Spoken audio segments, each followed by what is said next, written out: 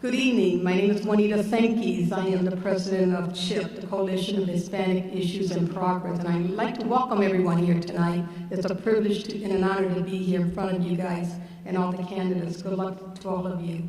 And before we get started, I'd like to welcome Alicia Pardon to open with a prayer. Almighty God, you have created all people and all creation. We give you thanks for this gift. We're invited to engage with hope, joy, and love as your disciples. Open our hearts and our eyes to see our communities as you would have us see them. Amen.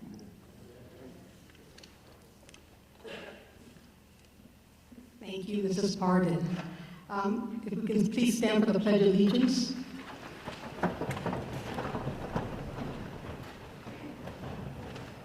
I pledge allegiance to the flag of the United States of America and to the republic for which it stands, one nation, under God, indivisible, with liberty and justice for all.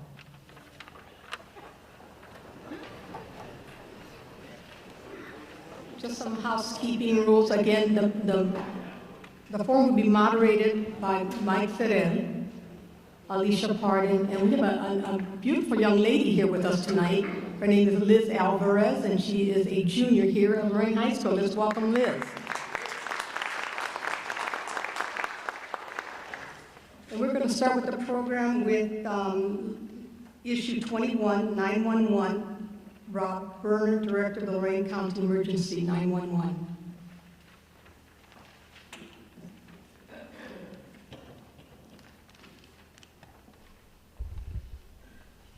Thank you for having me here this evening. On behalf of the county commissioners, I want to thank the Coalition for Hispanic Latino Issues in Progress. I'm here tonight to provide information about the Emergency 911 Levy, issue number 21. Issue number 21 basically is a issue that would supplement the funding of the Lorain County 911 system. The Lorain County 911 system is what we call a PSAP, Public Safety Access Point. There's only one public safety access point in Lorain County, and that's one in Elyria, run by the Lorain County 911 office. We are open 365 days a year, 24 hours a day. We do not close. We provide all the answering service for all calls made 911 throughout the entire county. Last year alone, we fielded 429,743 emergency 911 calls. We provide service to every community in Lorain County, and we provide that service through landlines, cell phones, and text messaging. We dispatch for a number of fire departments, and we dispatch for a number of police and law enforcement agencies, and the Sheriff's Department.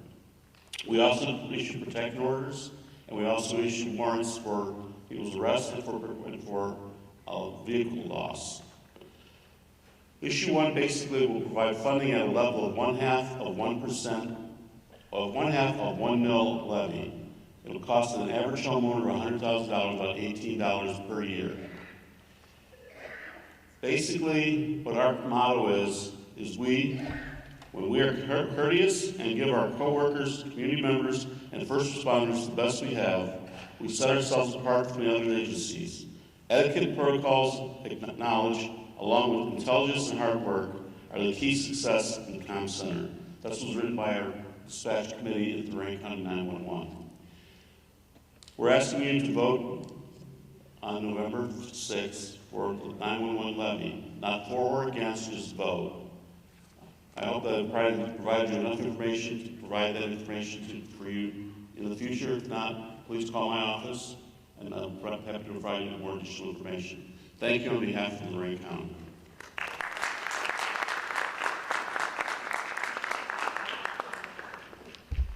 Thank you, Rob Berner, Director of Lorain County Emergency 911. Our next issue is issue 22, Criminal Justice Services. Jillian Camera, Director of Lorain County Crime Lab.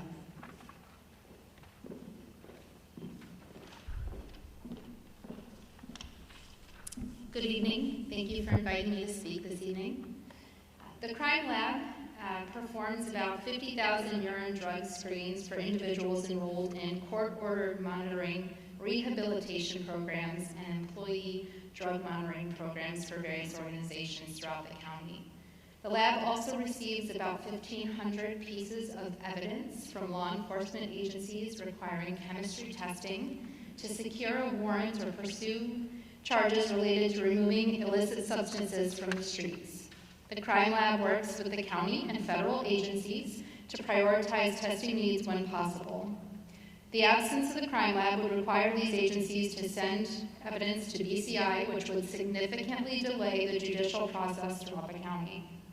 The crime lab accepts uncommon pieces of evidence which are not accepted by BCI for testing as well.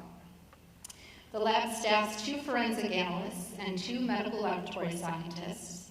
The lab was also awarded accreditation in July of 2023, which consisted of the lab being evaluated against greater than 200 requirements, and the policies, procedures, and staff were able to demonstrate compliance with those standards. The accreditation body uses globally accepted standards to award accreditation for the lab. This lab is a strong resource for Lorain County, dedicated to producing quality testing practices and delivering quality results. The crime lab, the coroner's office, and 911 are strong and essential resources to the public. To quote the Chronicle Telegram, by passing issue 21 and 22, voters would put in place dedicated revenue streams for those services for the next 5 years. That money would improve public safety while giving the rest of the county government more financial flexibility. Thank you for your consideration.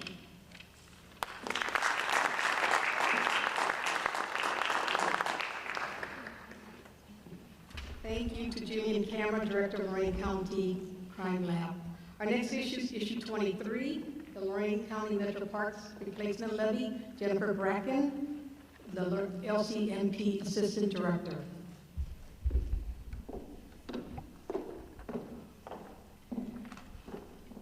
Good evening, everyone. And my name is Jennifer Bracken. I'm the Assistant Director with Lorain County Metro Parks, and I appreciate the opportunity to speak with you all today about Lorain County Metro Parks and its value to this Lorain County community. The Park District is currently made up of 38 different park properties that accounts for 11,000 acres of land. We have 145 miles of trail throughout the county, and we have nearly 4 million visitors annually.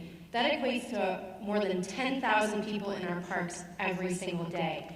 We're extremely proud of the work that we do for the citizens of Lorain County. We're asking Lorain County voters to support a $1.6 million replacement levy at this November election. This levy will cost the homeowner of a $100,000 home an additional $1.50 per month. This will give us the opportunity to continue to maintain the parks to the standards in which you've all come to be accustomed to, and it allows us to continue to protect Lorain County's greatest natural resources and educate our public on these wonderful resources. We come before voters every 10 years, so we're very fiscally responsible. We have 65 years of perfect audits, but this levy is in fact critical to our operation. It accounts for 70% of our budget. We do appreciate the support that we get on a daily basis with that visitation, and we're hoping that as you guys have had wonderful experiences in our parks, that you will think about those experiences as you go to the polls on November 7th. So we hope that you're proud of your vote and that you're pro-parks and vote for issue 23 on November 7th. Thank you very much.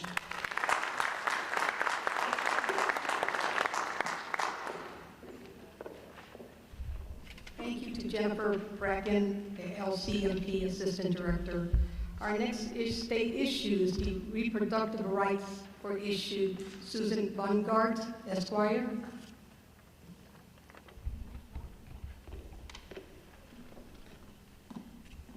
Good evening. My name is Susan Bungart.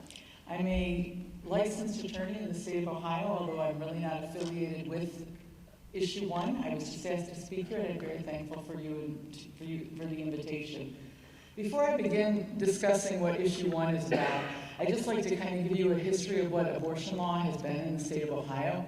In April of 2019, the Ohio legislature passed Senate Bill 23, which was a 6-month abortion ban, or 6-week abortion ban. It included no exceptions for rape, incest, or to save the life of the patient.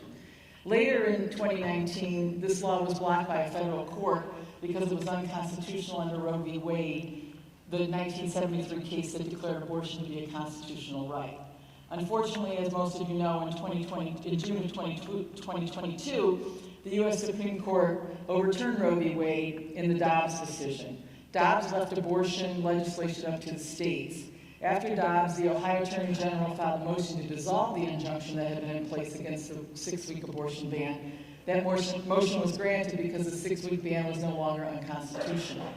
Later in 2022, a lawsuit was filed to challenge the 6-week abortion ban on Ohio constitutional grounds. An injunction was issued by a state court, and the right to abortion was again restored in the state of Ohio. The Ohio Supreme Court has recently heard arguments in this case and could rule at any time. The 6-week ban will likely be reinstated.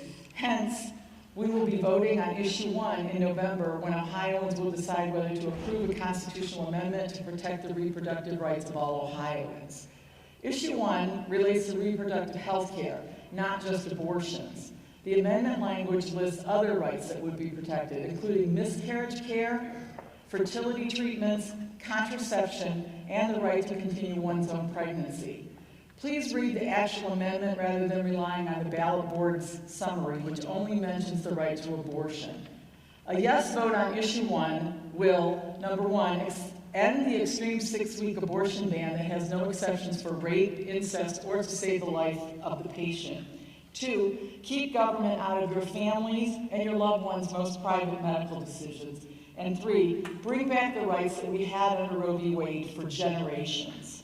Issue 1 will establish a state constitutional right to make and carry out one's own reproductive decisions. The language in the amendment states as follows. It will prohibit the state from interfering with this constitutional right except when the state uses the least restrictive means to advance an individual's health. Will allow the state to restrict abortion after fetal viability, which is defined as the point in a pregnancy when the fetus has a significant likelihood of survival outside of the uterus. And 3, it will prohibit the state from banning abortion if an abortion is necessary to protect the pregnant patient's life or health.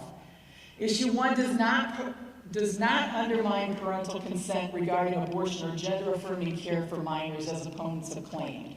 No minor will be able to get an abortion or gender-affirming care without parental consent. Under Roe, as it used to be, most abortions, at least 93%, occurred before the 13th week of pregnancy, and less than 1% occurred after the 21st week. Third trimester abortions only happen when there are severe fetal anomalies and or the patient's life or health are in danger. There is no reason to believe this would change under issue 1. Please also understand that U.S. Supreme Court Justice Clarence Thomas appears ready to overturn the right to use contraception. The passage of issue 1 will protect that right for Ohioans. Hence, I'm asking you to please vote yes on issue 1 to protect the reproductive rights of all Ohioans and keep politicians out of your most private decisions. Thank you.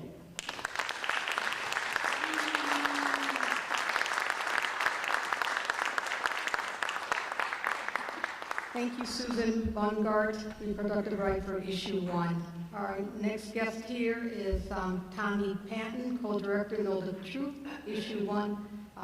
He's the reproductive rights opposed issue.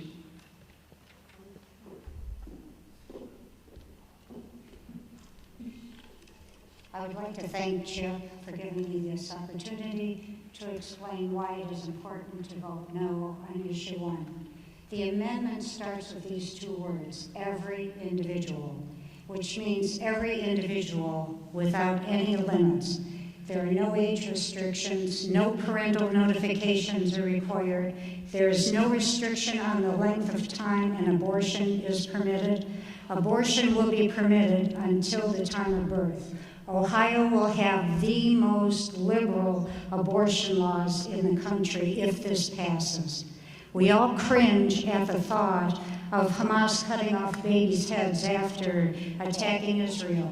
How is this any different than smashing the skull of an unborn baby just before the time of birth, or cutting the spinal cord with scissors, or pulling the arms and legs out of the mother piece by piece at full term? This amendment is creating legal protections for any person or entity that assists a person with receiving reproductive medical treatment, including but not limited to abortion, which is the exact wording that allows transgender treatment. The wording is included but not limited to. This amendment is serious on more than one level. At the most vulnerable time in a young person's life, they are being told by the state or the school that they can receive these severe treatments, but they should not tell their parents. How is the government more important than the parents? This is the communist camel's nose under the tent. Imagine the future after they gain this control over your children. What comes next? Breaking up the family unit has always been the cornerstone of the communist utopia. The psychological ramifications of this will be staggering. Hide the most serious decision of your life from your parents, but the government is here to help you. If the amendment passes with a yes vote, parents will not be permitted to withhold any transgender treatments from any child. In Ohio, a child must have parental consent to get a tattoo. This amendment will allow a 9-year-old to have his penis cut off without the approval of his parents. How does this make sense? Should the state be permitted to allow treatments without the knowledge and consent of the parents? Should a 14-year-old girl be permitted to lop off her breast because she thinks she wants to be a boy? And all without her parents' consent. The vote yes people want you to believe that tubal pregnancies and miscarriages will not be allowed to be treated. This is an outright lie. These are accidental occurrences. Abortion and transgender issues are intentional acts. Miscarriages and tubal pregnancies are not intentional acts. Of course, they will be treated. Many people are concerned that birth control will not be covered. That isn't even remotely addressed in this amendment. If this law is defeated and vote no wins, there will be no change in Ohio's abortion laws. The Ohio abortion laws will remain the same. Abortion will not become illegal if vote no wins this election. The last thing you need to know is that this is a self-executing amendment. Once this is passed, there is no changing it and no modifying it. The legislature cannot pass laws to add children's ages to this or to allow parents their rights to oversee their children's medical care. The only way to reverse this amendment is to go through the process of passing another amendment. This is a flawed and dangerous amendment. I urge you to vote no on issue 1. Thank you.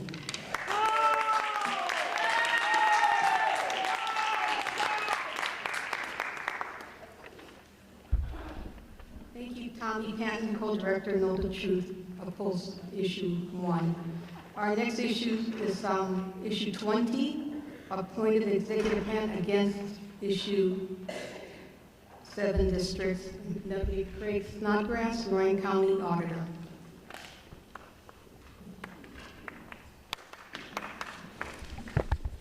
Thank you. Good evening. My name is Craig Snodgrass, Lorain County Auditor. I'd like to take this opportunity to thank the Coalition for hosting tonight's forum. I'm here to speak in opposition to Issue 20, the 7-district appointed executive plan. The 7-district plan has been portrayed to provide better representation, which I beg to differ. We currently vote on all 3 commissioners, or 100% of our representatives. Under this plan, we'll only be able to vote for 1 of 7, or 14%. In fact, some communities will be split up and will not even have the same representative. For instance, the city of Lorain is broken into 3 districts. Cities of North Ridgeville, Elyria, and Elyria Township into 2 districts, thus watering down their votes. And again, 14% is not better than 100%. There are a lot of unknowns to this issue that we are being asked to vote on, especially the costs. In essence, it's a blank check, trust us approach. What we do know is we're going to grow the board from 3 to 7 at a cost of over $120,000 per year that will increase each year just in commissioner salaries alone, not including benefits or any other associated costs. This is where things get a little fuzzy. How many assistants will be needed for this new board and their costs? How much is this county-appointed executive going to make along with its staffing costs? Also, the alternative form of government allows the board to establish a Department of Finance, Department of Law, Department of Personnel, and a Department of Detention and Correction, amongst other takeovers of power. So what does this mean? If a Department of Finance is established, it shall maintain a complete system of accounts and examine and determine the legality and correctness of each expense. Then once they approve it, they will tell me as auditor, I can pay the bill. These are my duties that I do currently as elected auditor, and now they're being given to an appointed director and staff.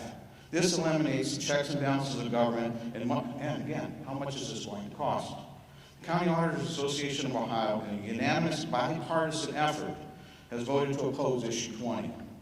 Further, the board, upon establishing a Department of Law, shall be administered by a Director of Law and serve as a legal advisor to the Board of Commissioners and County Executive. We have an elected county prosecutor that already performs these duties and is entrusted by the public to carry them out. Again, reducing the checks and balances of government, and again, how much is this going to cost? Next, if established, a Department of Personnel shall make and promulgate personnel rules basically for all office holders. They can classify all county positions, set the pay plan for positions, establish eligibility lists, and so on. What does this take? What this does is take the hiring decisions away from the elected office holders and now places it in the hands of a personnel department that was appointed by the Board of Commissioners and appointed by the county executive. Again, what are the costs? Finally, the alternative government allows for a Department of Detention and Correction that shall assume all responsibility for county jails assigned to the county sheriff. Under this, the board will have the ability to take the jail away from the elected sheriff, and again, at what cost? This will affect every law enforcement agency in the county. The State of Ohio Fraternal Order of Police and the Buckeye Sheriff's Association have come out in bipartisan opposition to Issue 20. The law governing this alternative form of government has been on the books for decades, and it's nowhere to be found in the state of Ohio, because this is bad law and not good government. Other statewide bipartisan organizations have also come out opposing Issue 20. The State Coroners Association, the State Recorders Association, and the County Engineers Association. On the local level, we've had Lorain County AFL-CIO, Lorain County UAW Cab Council, the UAW local retirees. Locally, County Commissioner Michelle Hung, County Treasurer Dan Tulare, County Prosecutor J.D. Tomlinson, County Coroner Dr. Frank Miller, County Clerk of Courts Tom Orlando, County Sheriff Phil Stamati, and County Recorder Mike Grant have also come out against this proposal. Also, Mayor Hunter of Sheffield Village, Rich Resendez, and Rick Thomas, candidates who will be running the next jail. They have come out against it. Amherst Councilman Marty Everling and Greg Zelko. This is a bipartisan list that is growing every day, and I ask you to join the list on November 7th in voting no on Issue 20. Thank you.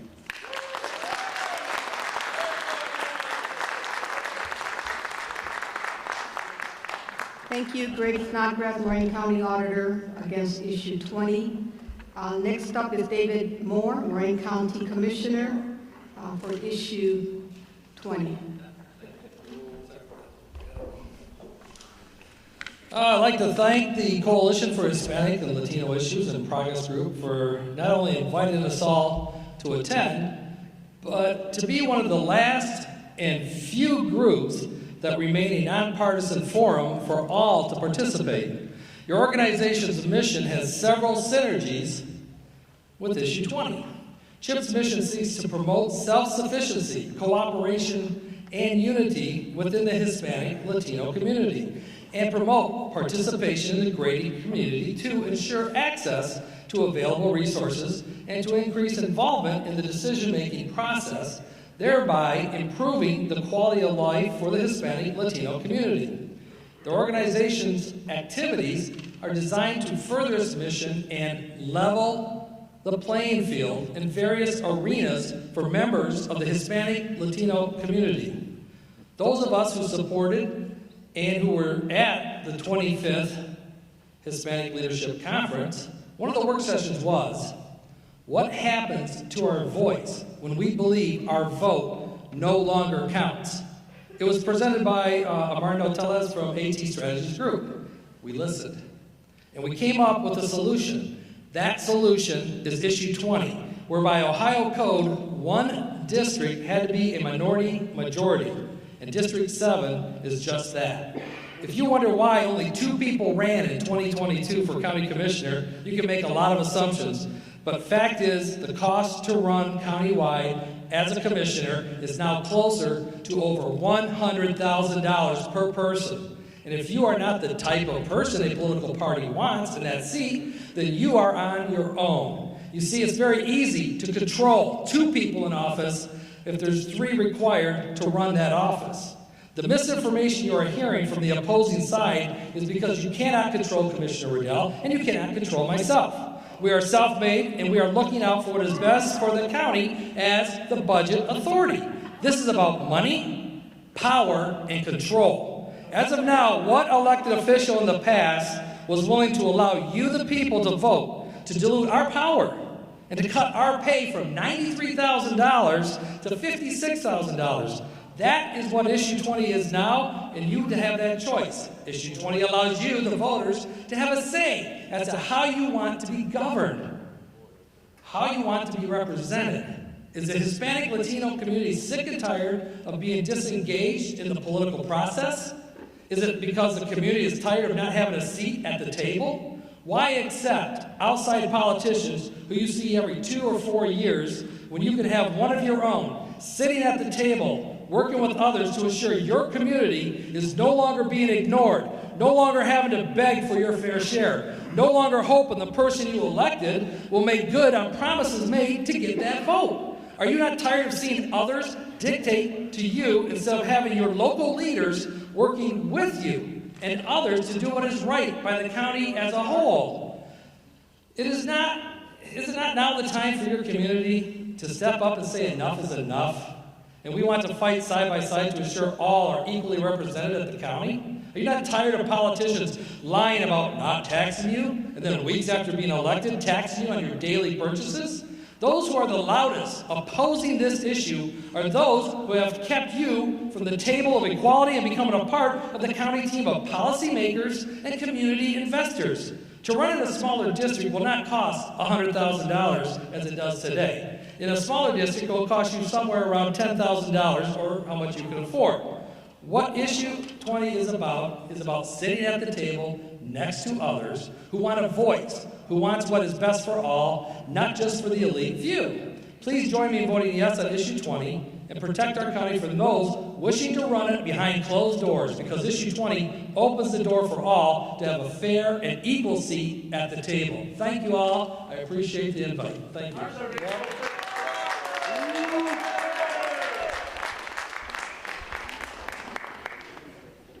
Thank you, David Moore, Lorain County Commissioner, for issue 20.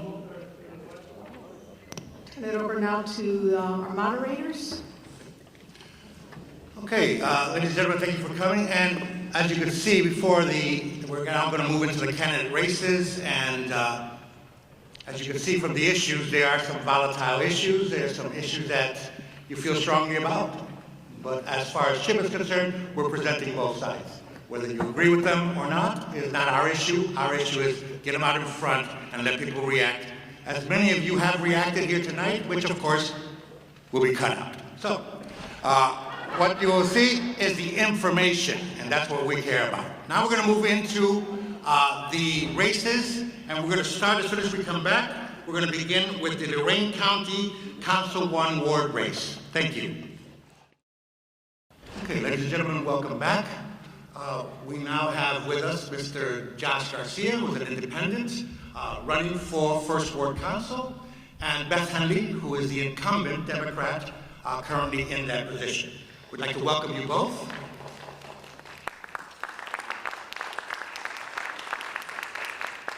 As previously explained to you, you will each have opening statements, and you will be asked at least 3 questions, and then you will end with a closing statement. Each one you will be given a minute to do. So we're going to begin right now with our opening statements, and we're going to start with you, Mr. Garcia. Thank you. Well, my name is Joshua Garcia. I was born and raised on the east side. I attended St. Anthony's in Longfellow. here running for Ward 1 because it's in need for a new voice and a new change. I would also like to thank the CHIP Council for having me, and just coming out of Hispanic Heritage Month, it's an honor to represent my family here today. My great-grandmother immigrated here in the 1920s to the city of Lorain, and now 3 generations later I get to represent here at the CHIP Forum, so it's a great honor to represent my family. And you know, it's been something to be knocking on doors on the east side here recently. They're excited to see people knocking on the door for the first time, and they've lived there for 10, 15, 20 years. The things I see on the east side that we need is definitely economic development. We have watched the downtown and west side see all the tax dollars, and we are in need, desperate need, to have more small businesses, restaurants, and a true economic development. And one of the big ones is going to be investing in our parks program. I will be fighting for a full revitalization of our parks program in the city of Lorain. As a kid, it's where I learned how to swim at Longfellow Park. It's where I learned how to fly my first kite. It's where I learned how to play soccer. And I plan to fight for the citizens of Ward 1. And I humbly, after this debate, hope to have your vote. Thank you very much, Mr. Garcia. Ms. Henley, your opening statement. Thank you. First of all, I'd like to thank the Coalition for Hispanic, Latino Issues and Progress. I'm a product of the First Ward and the East Side.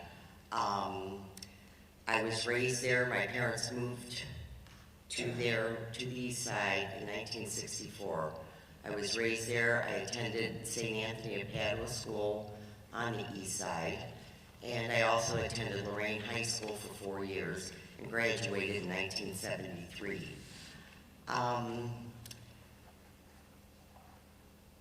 I have a vested interest in the First Ward and the city of Lorain. Having been a resident of the First Ward for over 50 years and having owned a home for over 40 years in the First Ward, I do have a vested interest, and I'd like to see our ward and the city continue to thrive. I retired a couple years ago after 40 years in the property management, new construction industry, and I retired as operations manager. So I currently serve as vice chair of building and lands, vice chair of police and fire, and I'm a member of the Parks and Rec. Thank you. Thank you, Ms. Henley. We're now going to start with our questions, and I'm going to turn you over to Ali for your first question. Ali, pardon.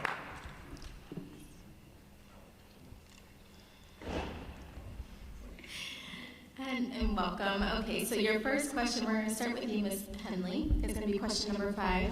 If re-elected, how would you ensure that residents of your ward have access to you when the need arises? Please be specific.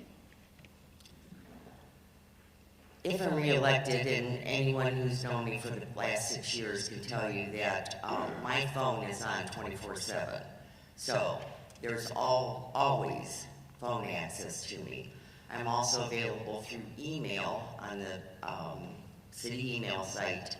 And quite frankly, for somebody who doesn't walk the neighborhoods, I have a lot of people that just come to my home if they have issues because they know where I live and I know where they live.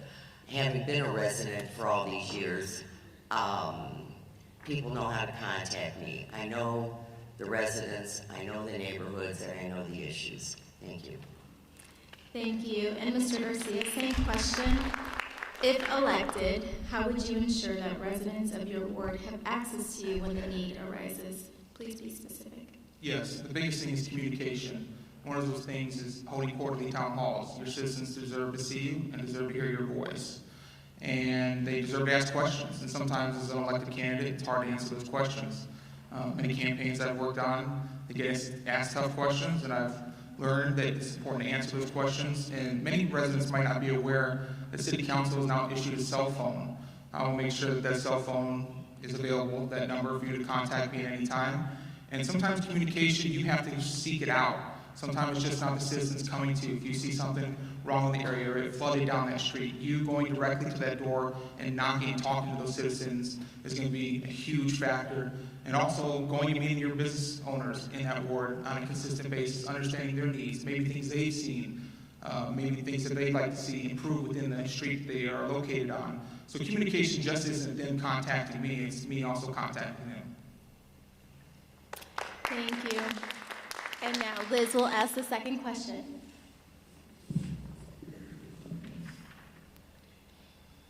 For the second question, we'll be starting with Mr. Garcia, and it is question number 7. What do you believe will be the greatest challenge for the city of Lorain during the next 2 years? Well, just recently we've experienced a lot of flooding. I think it's going to be reevaluating our sewage and our waterways. That has been a huge problem throughout the city. Just being elected to Ward 1, my responsibility will not just rely on Ward 1, but it will be relied upon within the whole city. And working with our council members and making sure I'm working with the street department and the infrastructure within the mayor's office to make sure that we are establishing a correct and responsible plan to pursue these water issues, because this isn't going to end. This is going to continue. So we need to make sure that we're updating our sewage. And then one of the biggest things, like I said, is communicating with the front office of our mayor's office and communicating with those different sectors that work and understand those areas. And I believe that will be the 2 biggest things, infrastructure, and also, like I said, I'm running in Ward 1, making sure those tax dollars come to the east side. Thank you. Now we have Ms. Henley, the same question. What do you believe will be the greatest challenge for the city of Lorain during the next 2 years? The greatest challenge facing the city of Lorain, and I think it has been this way all along, is economic development, stabilization of the neighborhoods, and continuing to grow. I think we've had a great start over the last few years. I know in the first ward, we've had a few things come our way. Some of them have panned out, some of them haven't. We've had some houses cleaned up, stabilizing our neighborhoods. We need to continue that.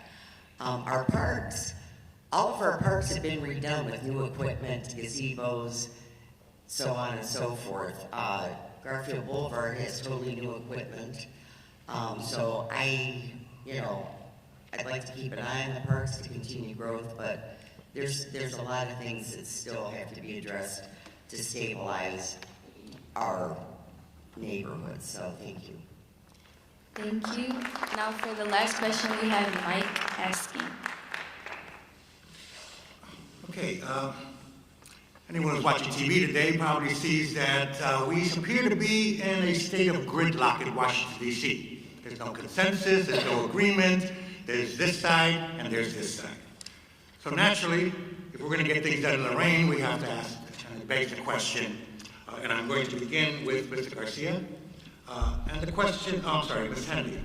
And the question is, what strategies would you use to build consensus among the members of council? I think I enjoy a collaborative and strong working relationship with my colleagues, and I think it's important to continue on. We each have different opinions. No 2 minds think alike, but that's where great ideas come from, is listening to what other people have to say. I don't have a personal agenda, and my focus will be on the residents of the ward. Thank you. Thank you, Ms. Henley. Mr. Garcia, should you be elected, how would you build consensus among your fellow council members?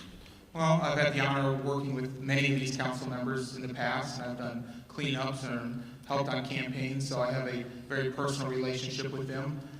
One of the biggest things is going to make sure that even though I'm fighting for Ward 1, I want to make sure those funds are allocated correctly. Like I said, infrastructure is going to be a huge issue, and along with building a parks department, that's going to be something we're going to have to work together on, because the way the city is going to improve in the future is not just having parks equipment put in and putting in a new basketball court, or even a basketball court I helped paint on the south side. You have to do what Ray Carrion did on the south side. You've got to put in events. You've got to put in projects for people to do. We've got to do an Easter egg hunt on the east side. We got it at Longfellow Park. That park has been abandoned this year. It was good to see the football team was over there. But making sure we're communicating and making sure we're attending each other's events. Like if something's going on in somebody else's ward, I like to attend their event. There's many times we went over to the south side where Ray's always putting on something and I didn't see some council people. People are busy, but I want to make sure that we're inviting each other and working together to help improve each ward as we move on. Thank you so much. So that concludes the questions. You will each get 1 minute in closing statements, and Mr. Garcia will start with you. Yeah, well, I was born and raised on the east side. I also started my own small business this year, which has been an awesome experience to have. And like I said, revitalizing our parks program is going to be a key priority for me, making sure that we have a personal relationship with our community.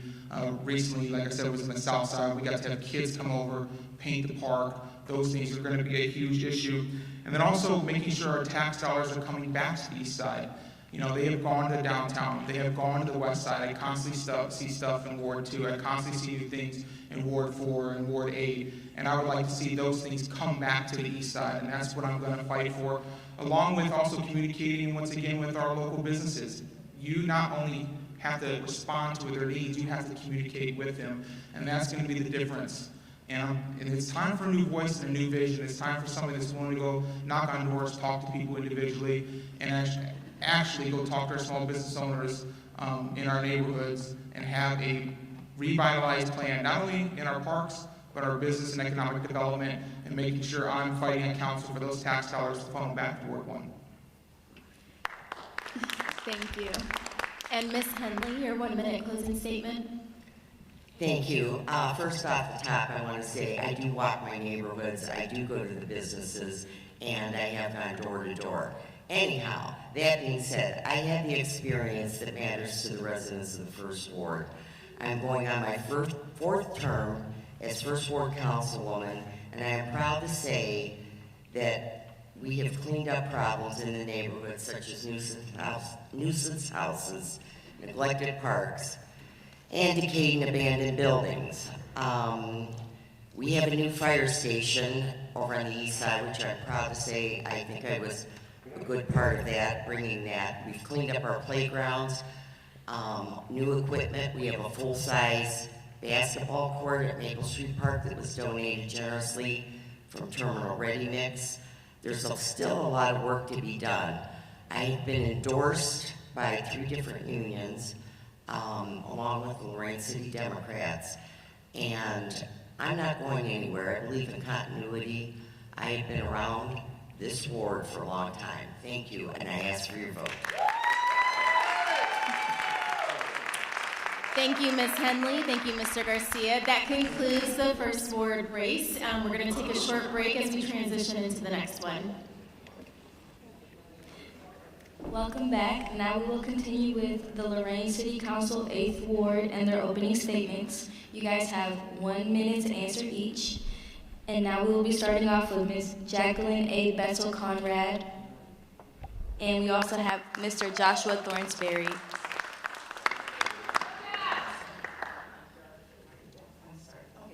Hi, my name is Jackie Conrad.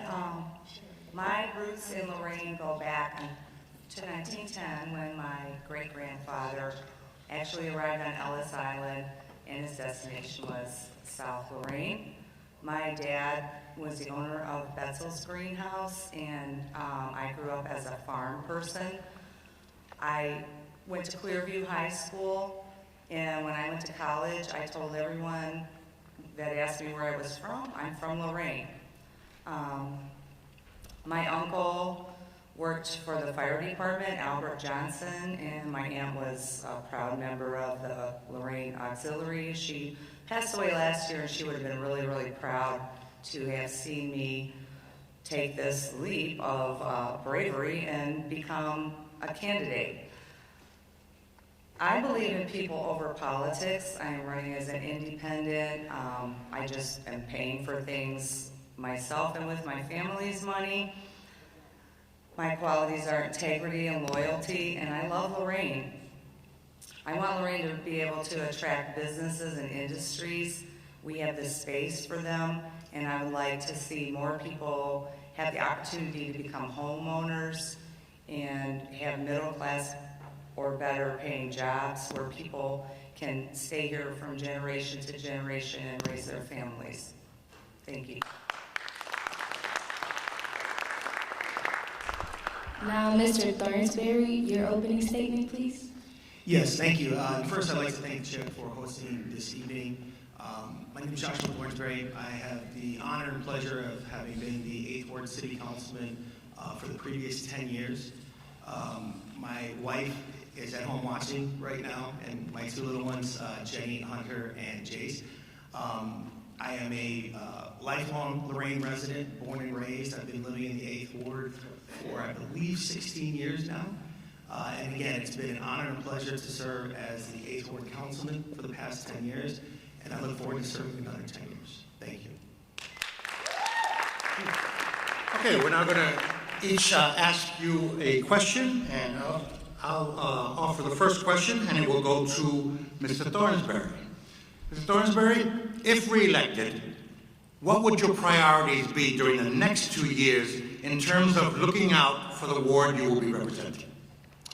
Thank you, Mike. That is a great question. As I was canvassing this summer, I knocked on over 1,000 doors. I talked to over 600 voters. And it was very, very obvious what I would say the two biggest concerns were for my constituents in the 8th Ward. The first one is definitely speeding. It didn't matter where I was at, Yeager Road, Colby Road, Oak Point Road, 38th Street, Temple, 40th Street. Over and over again, it's the same message over and over again. I'm happy to say, and you probably have seen this out, we've been doing a lot more enforcement on Levitt Road recently, and I'm hoping to continue to bring that enforcement into other areas to fight the speeding problem. My other big priority this term is to continue to work on the congestion problem. Okay, we have huge projects in the works. In the next 5 years, we plan on spending roughly $50 million on the Oak Point Road corridor and the 58 corridor. The other nice thing about these massive projects is we've created TIF districts that are going to pay for these improvements by taxing the places that cause the congestion, whether they're housing developments or businesses. The people who cause the problem should be the people to fix the problem. So these massive projects we're going to do on 58 and Oak Point Road, they're not going to cost our tax-paying residents a single dime. Thank you. Thank you.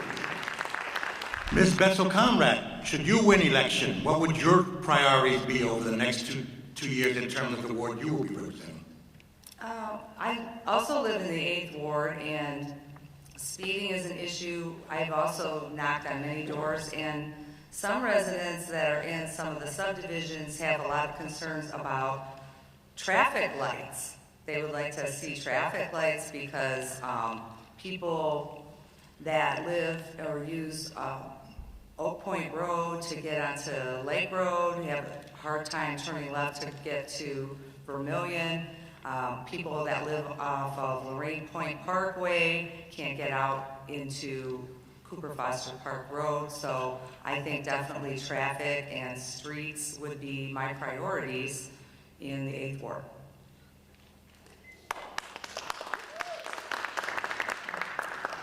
Thank you. For your second question, starting with you, Ms. Betzel-Conrad, if the situation arose requiring serious budget cuts during a particular year, what departments or areas would you target for budget reductions and why? Is there a department you would protect on behalf of your constituents? It's my understanding that currently the revenue exceeds expenses by about $4 million. So hopefully that would continue on. But however, if there was a time when we had to do cuts, I would really work with the administration and council to try to avoid any kind of cuts to personnel and make them in a way that least affects services to the citizens. So that's my answer. Thank you. Mr. Thornsberry, same question? Yeah, again, that's a tough one. It's almost like picking between children. Obviously, I think all of our departments are absolutely essentially important. If this need arose in the future, it would definitely be a collaborative approach with the city council, the administration, department heads. Obviously, we'd be making cuts that are as least impactful as possible to the residents of the city of Lorain. Again, the hope is that we don't have to have this conversation. But if we have to, I came on the council and we had to make tough decisions in the past. Again, I have a 10-year track record. When I came on the council, it wasn't as nice as it is right now budgetarily. And we've had to make these tough choices. So I've done it before and I've got the experience to do it again. Thank you. Thank you. Now, for your last question, we'll be starting with Mr. Thurnsberry. The question is number 2. What do you feel are the most important needs of the residents in your ward and why? Again, I'll go back to previous statement. I think it's the speeding issue and it's the congestion problem. We have been taking some swings at this. I believe in April of 2023, under Chief McCann's leadership, we were able to get some extra enforcement on 58. They wrote over 400 tickets in April of 2023 alone, combating this speeding problem. If you've been driving around the city of Lorain, you may have seen some of the signs that flash the speed limit you're going. I worked for 2 years with our engineering department to get those signs. Those signs, what they're doing is not only trying to get people to slow down, they're also providing us data. And we can use that data to establish that there's a speeding problem in a particular area and then throw more enforcement at it. So again, these are the problems I'm going to continue to address, whether it's speeding, whether it's congestion. Those are going to be my top priorities this term, for sure. Thank you. Thank you. Now, Ms. Betzel Conrad, what do you feel are the most important needs of the residents in your ward and why? Well, recently I spoke to some residents and they want sit-down restaurants and no more fast food in the ward. But seriously, the elderly residents would like public transportation. And I know that that's in the works, but I would investigate what's taking it so long, and is there anything I as a council member could do to expedite the availability of transportation? We need street repairs, we need sidewalk repairs. Some of the people that are bound in wheelchairs have trouble traversing around the city. And we need traffic lights at the Baumhart Industrial Park, Lorain Point, and Oak Point in Erie. And these are all things that I've actually talked to people about, and when I've asked them what they would like, those were the things that they said that they would like. Thank you. Okay, thank you both. And now we're going to go into closing statements, and we're going to begin with Ms. Betzel Conrad's opening statement. Closing statement. Well, first of all, thank you to the CHIP organization for hosting this. It's been not as bad as I thought it would be. I believe in the power of yet. And as a school teacher, sometimes things haven't happened yet, and there's a reason. So I believe that sometimes you change things up just to see what could happen, because we live in the now, but we don't live in the yet. I've met so many nice people, and I've learned a lot about the city, so this was a great educational experience for me. When I decided to run, it was kind of like zip lining. I went zip lining a few weeks ago for the first time, and I don't like heights. You are hooked up to this harness, and you have to step out into the air, and you have to trust this little cable to hold you. So campaigning and zip lining have a lot of things alike, because it's just been quite a ride. Again, I'd like to thank Chip for allowing me to speak, and I humbly ask those of you in the 8th Ward to vote for me on November 7th. Thank you both. And sorry, Mr. Thornsberry, your closing statement. Yes, thank you. Again, I've been on council for 10 years. When I came on the council 10 years ago, the city of Lorain was in a much different position than we're in right now. We were under fiscal watch. We were teetering on the verge of bankruptcy. Our safety services were cut to unsafe levels of staffing. We had whole departments, the Parks Department, the BPH Department, that were basically non-existent. Broadway was a ghost town. Fast forward 10 years since I came on the city council, and we fixed a lot of those things. Since I've been on city council, we've had a 15% increase in revenue, from $31 million a year to $36 million. Since I've been on city council, we've had a 30% increase in income tax collection, which is directly related to jobs, from $18 million to $24 million. That's the equivalent of $440,000, $50,000 a year jobs every year I've been on city council. The police and fire staffing levels are at their highest levels in a lifetime. We brought back the Parks Department. We brought back the BPH Department. Broadway is thriving. I humbly ask for your vote because I have a proven track record over the past 10 years of success and economic development. Thank you. Thank you both. When we come back, ladies and gentlemen, we'll move into our Lorain City School Board races. All right, we'd like to welcome everyone back as we enter into the Lorain City School Board race. We would like to welcome Mr. Mark Ballard, Ms. Courtney Nazario, and Ms. Charmaine Williams. You will each be given a 1-minute opening statement, and Mr. Ballard, we'll start with you. Thank you. Good evening, members of CHIP, esteemed guests, and fellow Lorain residents.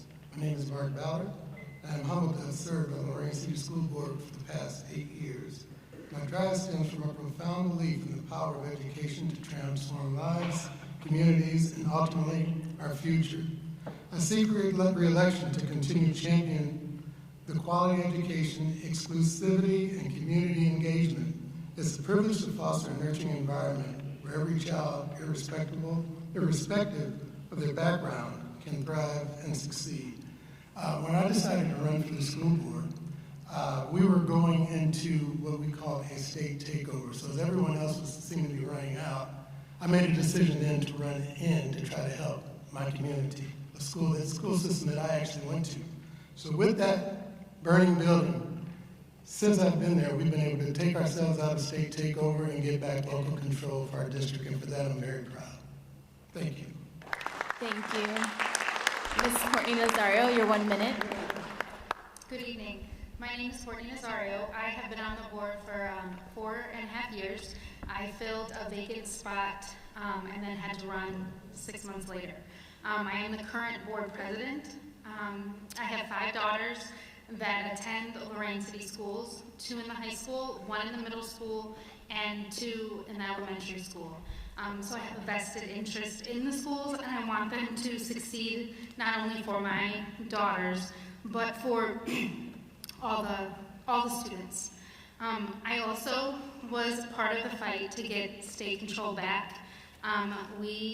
Myself and 3 other moms, decided that we needed to fight for the kids, the teachers, and the families of the district to get state control. We went down to Columbus many a times in front of the state school board, in front of the state education committee, and fought for what we thought was right for our school district, and we won, as we are currently out of state control. Thank you. Thank you. Ms. Charmaine Williams, your 1 minute opening statement. Hello everyone, I'm Charmaine Williams. I was born and raised here. I grew up right here in Lorain, went to Lorain City Schools. For about the last decade, I've just been a volunteer in this district. Pretty much if you see an event going on, I'm probably there volunteering. I look forward to running for school board because I just want to help. I've been helping since like 2012, and up until COVID, I was in the schools every day, and then once COVID hit, I had to take a break, but I'm back and I'm volunteering all the time in the high school, and that's pretty much all about me.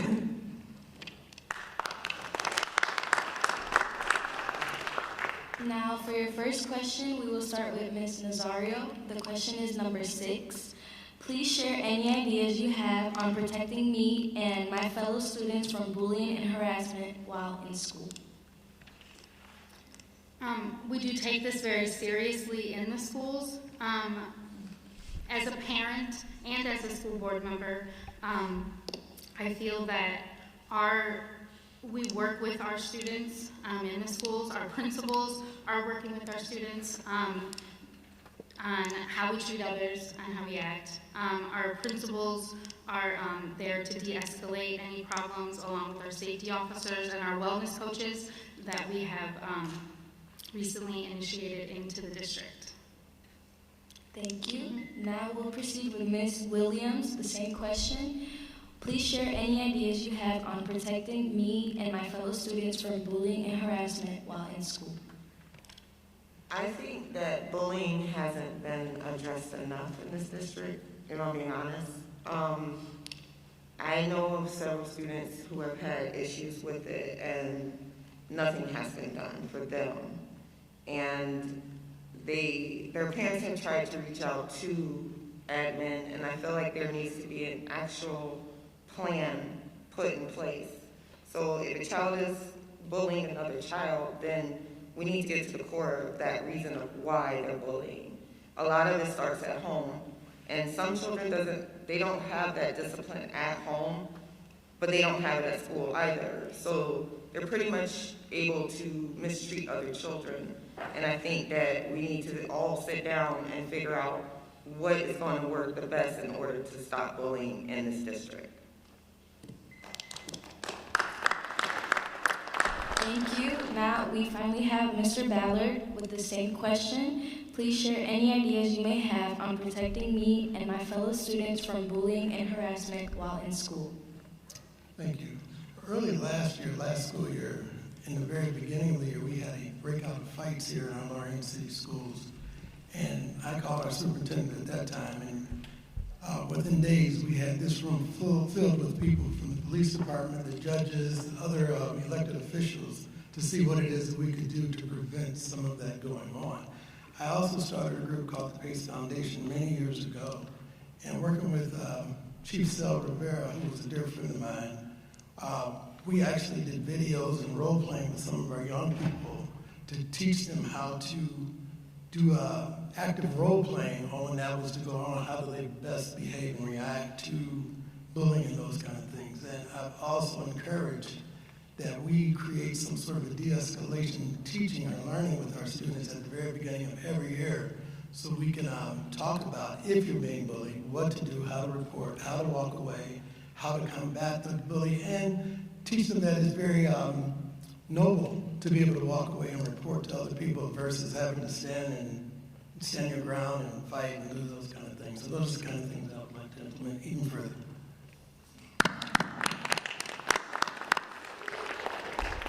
Thank you all. We're going to move to the next question, and it's a similar question on a different, another different concern that we've been having. And we're going to begin with Ms. Williams.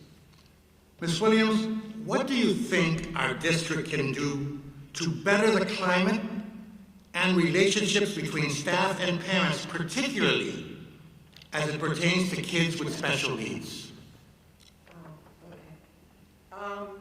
First, I think that we need to rebuild the trust between the district and the families of this community.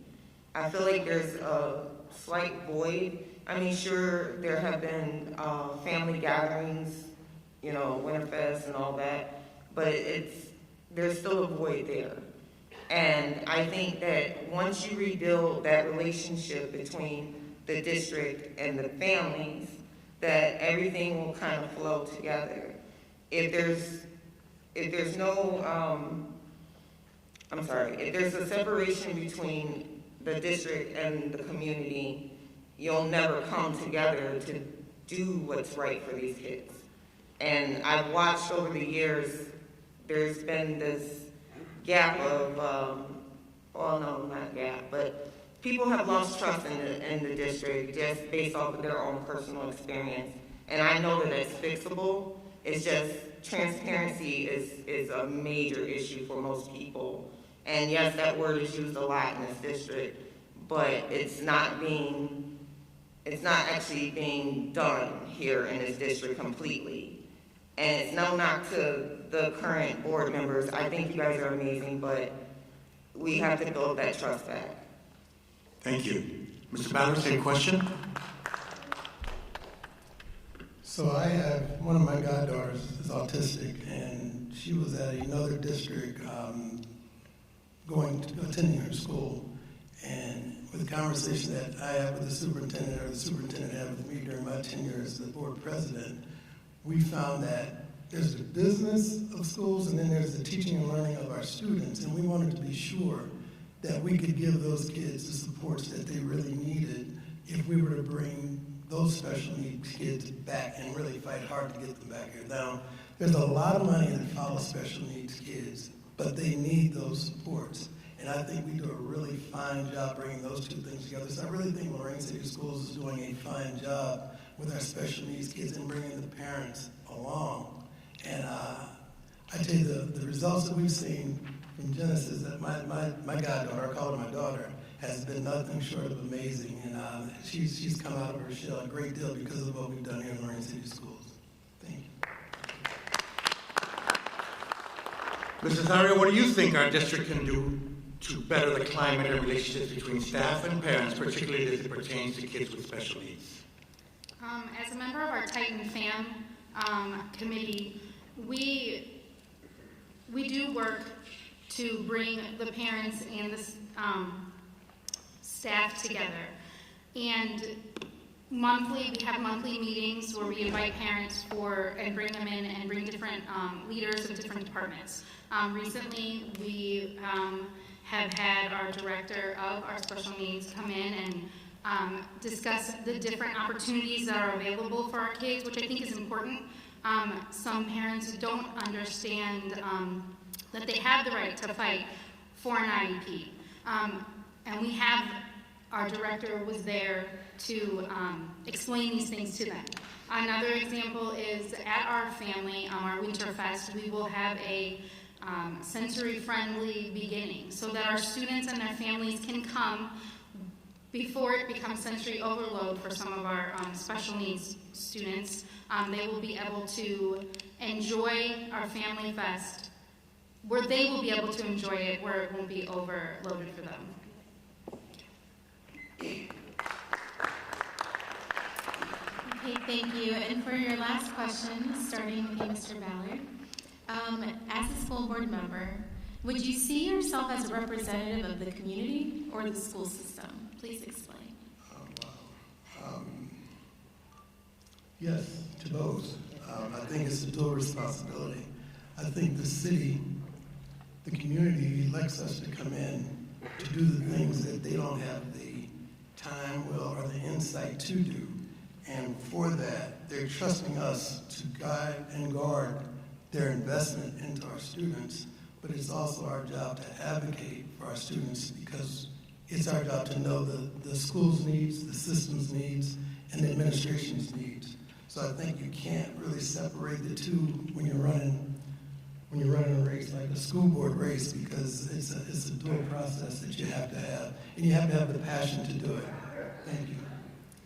Thank you. Ms. Nazario, same question. As a school board member, would you see yourself as a representative of the community or of the school system? I would agree with Mr. Ballard. While we are elected by the community and we serve the community, we are also serving the school system. When I first joined the board, it was during a very hard time, and we were kids first. We were kids first and the teachers second. We were there to do what was right for them.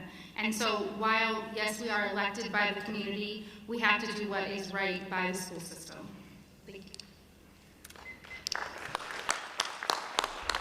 Thank you. And Ms. Williams, same question. As a school board member, would you see yourself as a representative of the community or of the school system? Please explain. I believe I'm a representative of both. I volunteer in this district day in and day out. And from the beginning of the school day to the end of the school day, I've been in the buildings helping these teachers. So as a community member, I stepped up when a lot of these schools weren't getting volunteers. There was no one in the buildings but me at some times helping out. And I ran the PTO, which I was a part of representing the school at that point. And I ran it well. We had family night once a month back when I ran it. And it brought the families in, and it let the kids have that moment with their families that they might not sometimes get. So I believe that I'm really both of those. I've shown it by my work history. Anyone that knows me in this district knows Ms. Williams is there to volunteer no matter what. So yeah, I think I'm both.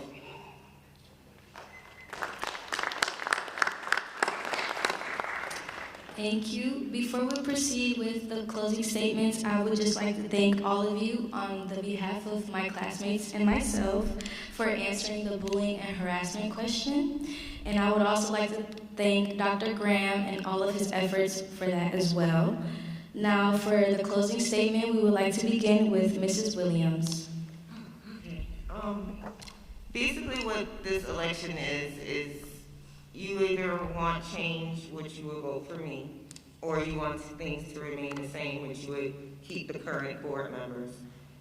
I have proven to this entire school district that I'm here simply to help these kids. I walk around with a coat that says it's all about the kids, and then of course it says vote for me on the back, but that's a whole other story. But yeah, I'm here. I want to work with you guys. I love this district. I love the children. And most of your kids and grandkids and nieces and nephews, they know who Miss Williams is because I'm here.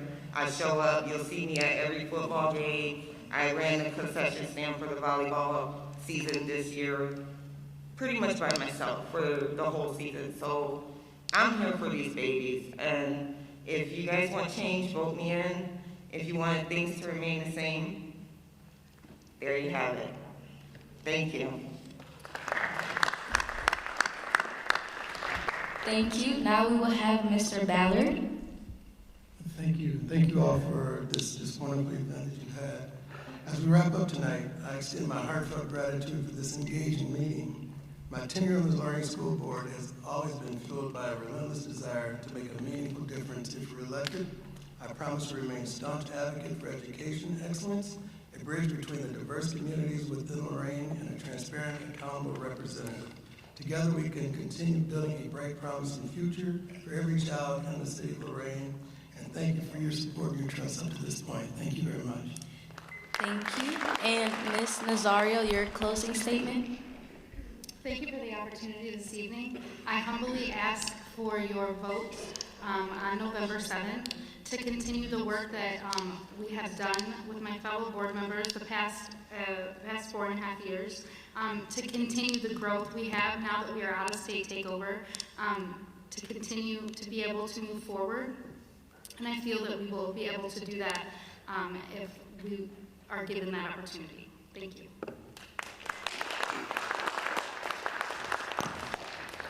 Thank you all for your closing statements. After this short break, we will return with the last race, which is the Lorain City Council at Large. We would like to welcome Lorain City Council at Large, Tony DeMaggia, Sylvia Duvall, Joseph Kazura, I'm sorry, I can't see this right here. Is it Martin Linger and Brandon Wysocki? Each of you will get 1 minute opening statement, and Mr. DeMaggia will start with you. Good evening. Thank you all for being here this evening for this great event put on by Chip. I also want to wish the best of luck to all the candidates that will be on the ballot in November. Tony DeMacchia, lifelong resident of the city of Lorain. I'm seeking my third term with Lorain City Council, and prior to that I was on Lorain Board of Education for 3 terms as well. I've been a dedicated citizen of Lorain, hardworking, father of 4 beautiful children, and again, just love the city of Lorain and hope that the residents will continue to put their faith in me and re-elect me in November.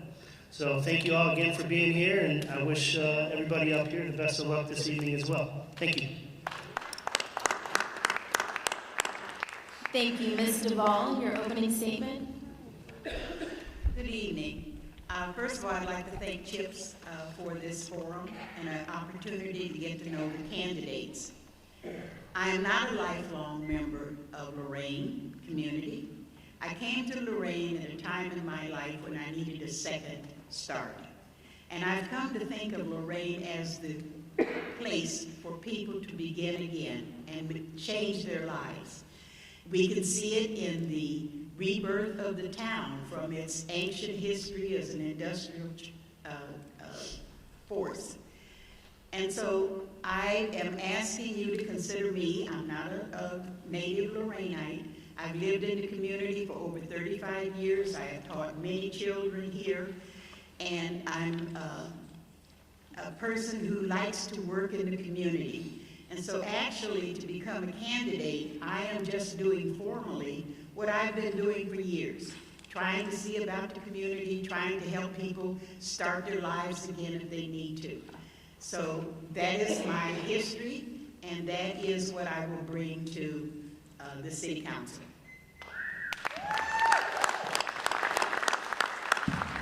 Thank you. Mr. Kazura, your opening statement. Yes, thank you very much to Chip for once again holding this event. We used to have these candidates nights, used to be 4 or 5 a week, and now this is about it, and that's a shame. I have had the privilege of serving in public office for many years, and it's just an honor for me to have that relationship with the citizens of Lorain. And I take that very seriously. I grew up in Lorain, and a lifelong resident. I'm a survivor. I come from a family of 11 kids.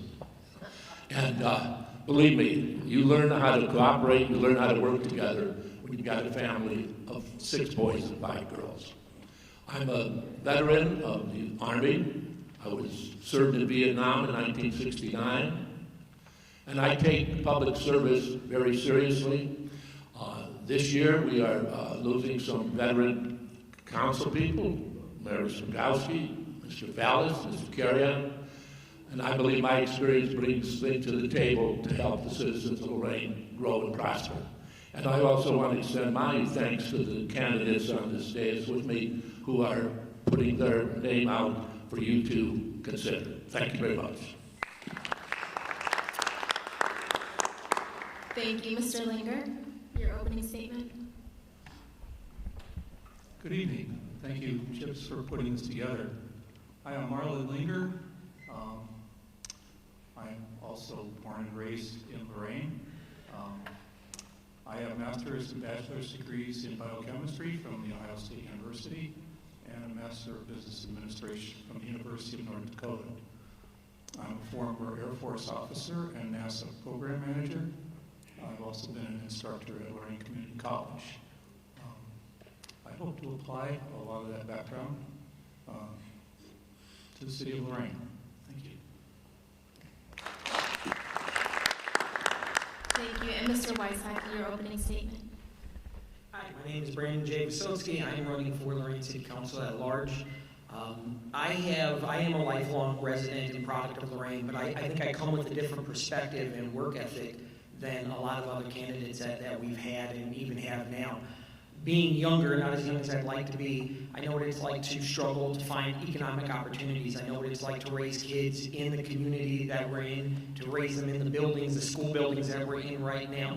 So I'm bringing that perspective of that I think has been underrepresented really in a lot of instances. So beyond that, I think I have a proven work ethic. I have a proven willingness and ability to really interact and engage with anybody, whether it's the youth in our community, whether it's individuals dealing with homelessness, business owners, politicians, you name it. There's really nobody and nothing that I won't work with and work on. So I just want to bring that work ethic to you guys, to be your representative, to bring greater transparency and engagement and accountability to this seat so that we can keep Lorain going in a positive direction and work together to lift Lorain up. Thank you. For your first question, we will begin with Mr. Wysocki. It is question number 4. Currently, citizens are allowed time to come to the microphone and cite a concern or grievance to the Lorain City Council. However, the council does not respond after the citizen has addressed them. Do you agree with this tactic? Why or why not? So I disagree with that tactic. I believe that what we lack, we so often complain about voters getting out and voting or more people registering. Interactions are a two-way street, and so we tell our residents that we want to hear from them, but then we limit their ability to speak to us, and then we as representatives will sit there and will awkwardly not answer the questions that they're asking. So not only do residents deserve to be heard, but they deserve answers. So even if we have to pare back on the agendas on any given council meeting so that we have more time to actually go back and forth with our constituents, with the residents, we need to do that. That is our job first and foremost, is representing. And how can you represent people if you're not going to hear them and answer them and have sustained dialogue? So beyond that, I also think we just need to open up interactions in general, using things like town halls, engaging with any, by any means necessary. So social media, email, etc. But the people need to be heard, they need to be answered, and they need to be better represented. So I would work to change that myself. Thank you. Now, Mr. Lingard, same question. Yes, I agree that that time constraint, or that rule is a little odd. I'm not sure why they have it, whether it's because in the past people simply ran over and there just wasn't enough time. I know that Mr. Arredondo runs a very tight ship in city council meetings. I don't have that much experience being on city council. I would suggest that you ask Mr. Arredondo or gentleman to my left. And I'm sure they have a reason for that. Thank you. Thank you.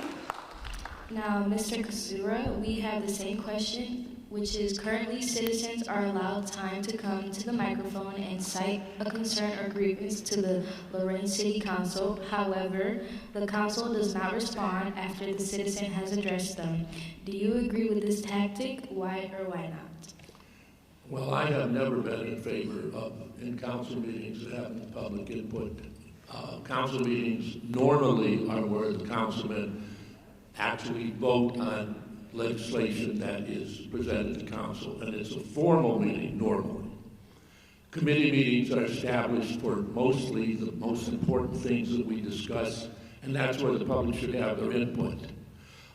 In the years in public meetings, when I was an auditor, when I was the mayor and council, most of the time they become arguments, people who are venting on issues and really sometimes don't have the input that they should have.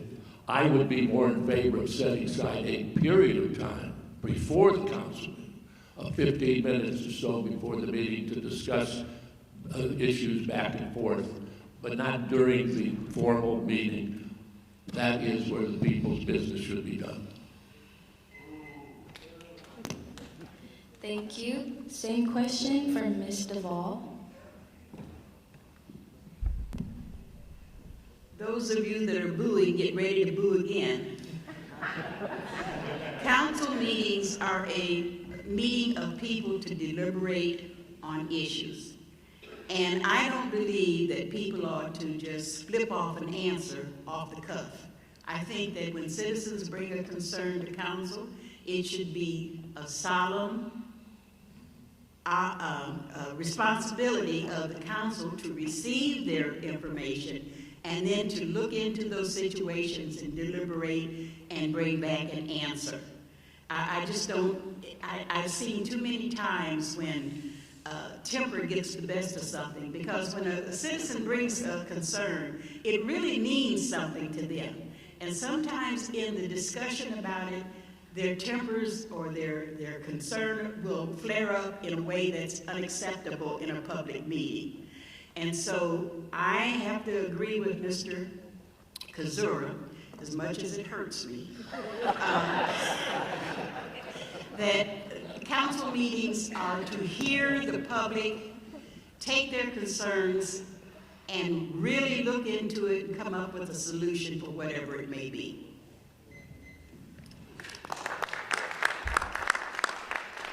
Thank you. Next, we have Mr. Damacchio with the same question. Yes, so outside of being a legislative authority and fiscal authority for the city of Lorain, it is important for us to represent the community. It's important for us to listen and hear our constituents. But when we are doing our business on council floor, the hearing of the public is designed to hear from the public their concerns, their questions. And part of that process is not just hearing their concerns, but us as city leaders, us as a city administration, addressing those concerns at an appropriate time. If we spent hours of our time in city council trying to address those issues, we wouldn't get the important work done as council folks and in administration. So, just for something to think about, when I was on the Board of Education along with Mr. Ballard, we implemented a second hearing of the public simply because we wanted to make sure we got input from the community after most of our agenda. Now, we didn't do that in City Council, but we do have committee meetings and public hearings that are there for the community to address their concerns and speak out about certain issues. But the hearing of the public is designed to hear from the folks in our community and for us to understand and value some of the concerns. But it's not a debate, it's not a question and answer period. But I do believe that we need to make sure that we address those concerns from the public hearing at an appropriate time, whether we send somebody out to talk to them after the fact or deal with them after the meeting. But I don't think it should be a debate or a question and answer period of our meeting because it would dominate our meetings. Thank you.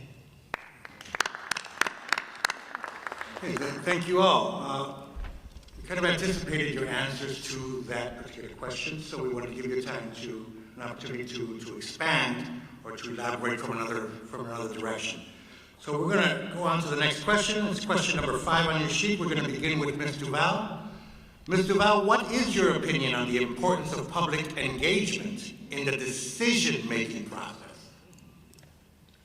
I think it's very important for the public to be engaged in the decision-making process for one very important reason. They're the ones that are going to be paying for it. So I think that it's important to get their opinions, get their ideas, because the more ideas you get, the broader your decision can be, and the more comprehensive it can be to take in other people's concerns. So yes, I do believe that it is very important. I have served on several, they call them stakeholders hearings, and where you come and it's involving a certain issue that they feel they want to get information about the public. So I've been involved in several of those because I do care about the community, and I do get around, I talk to people, and I know what many of their concerns are. Thank you. Mr. Gazura, same question?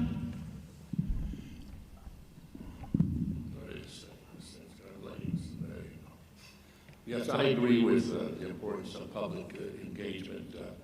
I think it's very important that the public is aware of subjects that are going to be brought up at council before it's discussed and passed. I've seen a couple occasions where brought up in council meetings out of the blue, pass it that night, never been to committee, never had a public hearing, and expected to have a vote on that. And that's irresponsible. Unless it's a dire emergency that the sewer plant blew up or something major that is harmful to the public. But no question the public should have engagement in the system. It is their system. It's our system. Thank you.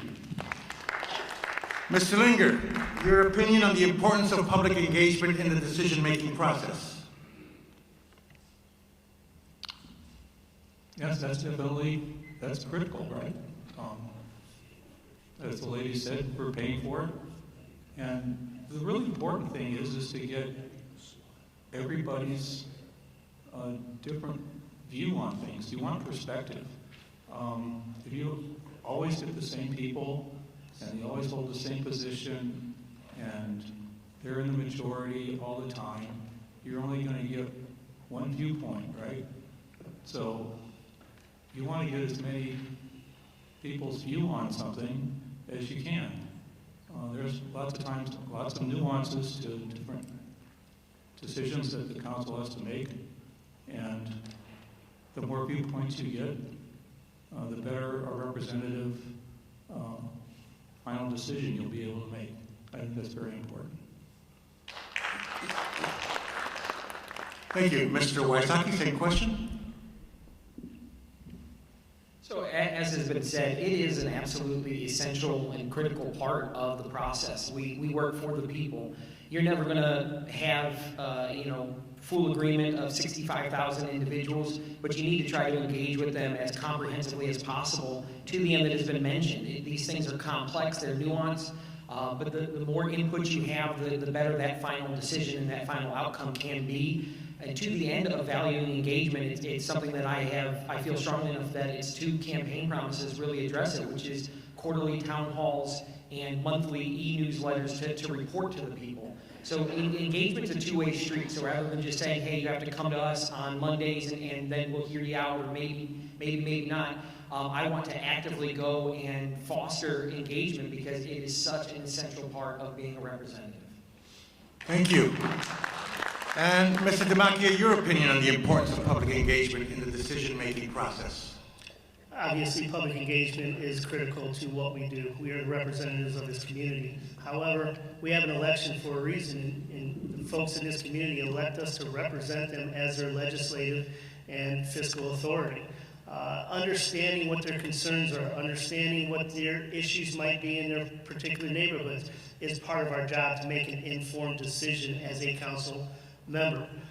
Working with the administration and our colleagues based on those concerns and issues. It's our job to be out in the community. It's our job to knock on your doors. It's our job to understand if you have infrastructure issues, water, sewer, whatever the concerns are. That's why we get to council floor and amend, adopt, or create legislation on your behalf. We're your representatives. That's why you elect us to do that job. And more importantly, it's our job to make sure that we're responsibly spending your money. It's taxpayers' money, and we have to make sure that we're making informed decisions based on your concerns. But when the decision-making comes down, it's that body of folks in a collaboration with the administration and city officials that gets us to make the best decision on your behalf. So public engagement is critical in what we do. Thank you. Thank you, Mr. DeMacchia. Thank all of you. Now for your final question, I'll turn you over to young Miss Alvarez. For your last question, we have question 8, which is how would you handle disagreements between yourself and other members of the council? First, we have Mr. Linger. What is your opinion?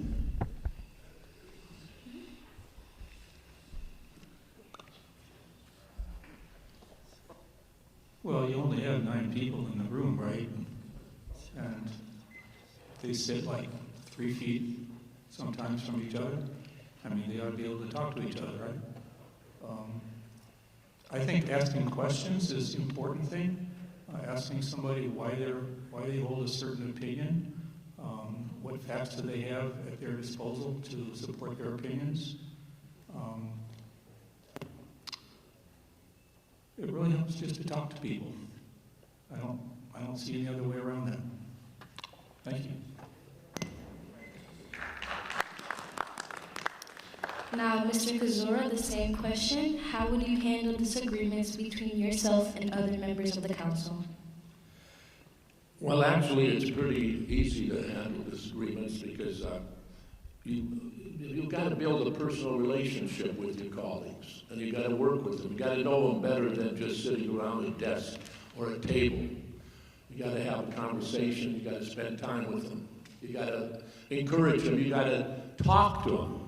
You got to work together. You got to say, why are you for this or why are you against this? And there'll be disagreements from time to time, but they're not major. I've served many years and had disagreements here and there, but things get worked out just like they do in your family every day. You got to have a relationship. You have to know one another. And to know one another, you've got to work together, and you can accomplish anything by doing that. Thank you. Mr. Wysocki, the same question. Yeah, so I mean, I think I just have a pretty good disposition to handle those types of things. Again, I'm an experienced and effective communicator, and you have to lead the way, really. So you're looking at de-escalating rather than going in the other direction. So you lead the way by showing yourself to be open-minded, by listening, as well as, of course, asking questions and stating your perspective. And you have to be open to compromise. It's a beautiful thing, but again, you lead that way to that end, rather than just waiting for people to meet you. You meet them where they're at, you get an understanding of why they feel the way they do, and then whether you can pull them over to your side or whether maybe you end up being swayed a little bit to them or anywhere in between, you start to set this precedent that you can work together effectively for the greater good. And I think I've proven that I'm able to do that even with many sitting officials right now, and some of those in the past as well. I think I've proven that no matter what walk of life you're from and what issue we might be talking about, and even if we start off on opposite sides, we can still find some middle ground there. And regardless of the outcome, we can move past that and keep working together beyond that, regardless of the outcome. So. Thank you. Now we have Mr. Demakia, the same question. Disagreements are healthy. That's why we have 12 members on City Council. Not everybody's going to agree. You don't always vote to approve legislation, but you respect your colleagues in the vote that they take. At the end of the day, when council takes a vote, you got to support it moving forward, whether you agree with it or not. But disagreements on City Council are healthy. There's 12 diverse voices sitting in that body, and that's what this community has elected to represent them. So we shouldn't always agree. But collaborating with your colleagues on council to make sure that we're moving the city forward is important, but disagreements are a part of that process. And again, I love a good, healthy disagreement every now and then. It shows that we are doing work and shows that we are fighting for the people, and whether it's in our ward or for the entire city. But again, though that's part of the process, and we have to respect it. And when council takes a vote, you respect that vote and you support it moving forward, whether you agree with it or not. But certainly a part of our process and what we do. Thank you. Thank you. And Ms. Duval, how would you handle disagreements between yourself and other members of the council? When I saw that question, I remembered a cartoon I saw back right before the last presidential election, and we were coming off of Barack Obama, who was suave and could handle things. And so he was, in the cartoon, he was talking to Joe Biden, and he said to Joe, did you use the talking points? Did you point out how you're doing things in conjunction with each other? Did you try to make every effort to come to an agreement? And Joe Biden responded, I told him to shut up. Okay? So, and you can't do that. One of the things that we have to always remember is that anyone who runs for election, somewhere in their soul was a call to serve the community. And if we can come to a point where we recognize that, and maybe we have different ideas about how the community can be served, but if we keep that in our mind, that this person was called, and I believe it's a calling, to serve the people in a positive way. As Mr. Demakia said, you can compromise, you can work out things, but we have to respect each person as having answered the call to serve their community.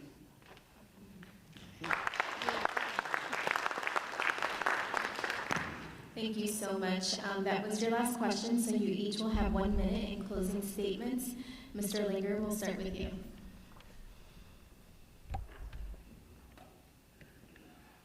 This is our closing remarks? Yes. Well, I've been involved with science, engineering, high-tech stuff most of my life. I've also been involved with workforce development. When I was at Lorain Community College as an instructor, I helped 6 students get grants, all in the area of aerospace. One of those students is now an engineer at NASA Glenn. I would like to bring new industry and new jobs to Lorain. I think that's what I can contribute. I've been quite successful in grant writing, market research, all of those fields. And I think that's what Lorain needs, and I think I can help out there.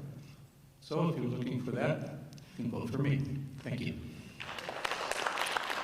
Thank you, Mr. Linger. Ms. Duvall, your closing statement. Thank you. First of all, again, I'd like to thank CHIPS for this opportunity. I also would like to ask you to consider giving me your vote on November the 7th. It is a precious thing, and I'm asking for it. And I'm asking for it because I think that a council person at large has an obligation to work with every ward council person. And when you're working with them, you always have to keep in mind telling that person, I understand what you want in your ward, but how does this affect the entire city? And so I think that I have those, the skills, the negotiation skills, the respect for structure, the respect for individuals to be able to help all of our wards come together and make Lorain the second chance city that I believe it is. Thank you, Ms. Duvall. Mr. DiMaggio, your 1 minute closing statement. Yes, first off, thank you all again for being here. Those of you out there, and for Chip for putting this on. It's always a great event. But I hope that the community will see that in my time on City Council that I've been a responsive, honest, and hardworking member of council. I've tried to represent the community the best I possibly can, and our residents. And I think my record stands for itself on City Council. When I first started this and ran my first term, I ran on a platform of safety being a top priority for this community at the time. And I think working with the administration and my colleagues on council, we have accomplished those goals. We've accomplished increasing staffing on our safety forces. We've accomplished improving our equipment and vehicles in the city. We've accomplished improving our infrastructure.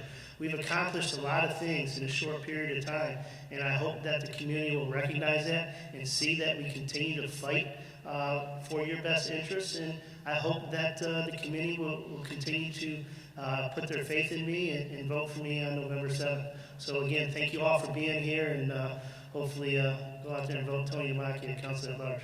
Thank you. Thank you. Mr. Wasaki, your 1 minute closing statement. So again, I am deeply passionate about this city. I am very engaged, and I've been that way for years. It doesn't have to do with politics. It doesn't have to do with election cycles. It's because I love this city. I think we have a lot of great people and a lot of great resources, but we absolutely have room for improvement. We have need for improvement. So what I'm looking to do is, again, just increase my ability to help this city that we all love, that we all believe in. So to that end, I am asking for you to consider voting for me as one of your 3 at-large council members. I could not, it really would be an honor and a privilege, and that's not pandering, it's just how I feel. We have some great things going, but we need to decide, are we going to keep moving forward in a positive direction? Are we going to risk maybe stagnating or maybe even going backwards? And I really believe that I'm well suited to that end. I am very honored to say that I'm endorsed by both the Lorain Firefighters Union and as well as Councilman Ray Carrion. And I think both of those really represent a number of amazing individuals who have been leaders, who have been a positive part of our community. And to have their endorsement, I hope will get you guys to see that I'm at least worth considering voting for. So I appreciate you being out here, and I appreciate your consideration this November. Thank you. And Mr. Gazur, your 1 minute closing statement. Thank you so much, and thank you, Chip. Thank you, ladies and gentlemen, for being here tonight. Thank you to everybody here that in this dais who are putting their names out. You to be congratulated. People who are watching this or will be watching it, I encourage you, please, to vote for me. I would humbly ask for your vote. But I humbly ask you also that when you leave here tonight, get out in the next few weeks and get involved. Call your neighbors, call your friends. Really, there's so many important elections, not just the council at large, in this county and in this state, that we cannot just let it go. It's issues, there are so many issues statewide, countywide, that we have to be involved as citizens. Not just in these elections that say, nice to see you tomorrow. No, get out there, talk to people, phone them, be involved in your church, in your clubs, in your communities, and get out and vote and make this country and this county and this city a better place, and we'll all be better citizens. Thank you. I want to thank you all for joining us and for your responses. I would also like to thank Mayor Bradley for joining us this evening. We'll now bring out our president, Juanita Serquis, for our final comments. Thank you all for coming out tonight. It was a pleasure to see you all here and also to our viewing audience. Thank you. I also would like to thank Lorain City Schools and Dr. Graham, Lorain County Community College, Mike Pishotti, our new gentleman for TV20. Let's give him an applause for our new hire here.